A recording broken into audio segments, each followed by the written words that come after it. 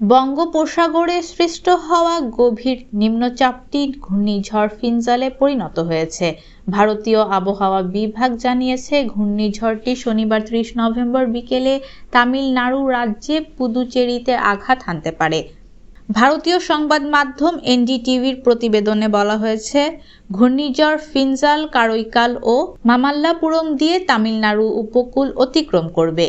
ওই সময় বাতাসের গতিবেগ ৭০ থেকে ৮০ কিলোমিটার এবং ঝড়ো হাওয়ার বেগ ঘন্টায় ৯০ কিলোমিটার পর্যন্ত হতে পারে। এর আগে শুক্রবার আইএমডি জানিয়েছিল, দক্ষিণ পশ্চিমাঞ্চলীয় বঙ্গোপসাগরে গভীর নিম্নচাপটি দুপুর ২:৩০টায় ঘূর্ণিঝড়ে রূপ নিয়েছে। ওই সময় ঝড়টি পুদুচেরি থেকে ২৭০ কিলোমিটার পূর্ব উত্তর-পূর্ব এবং চেন্নাই থেকে ৩০০ কিলোমিটার দক্ষিণ-পূর্ব দিকে অবস্থান করছিল।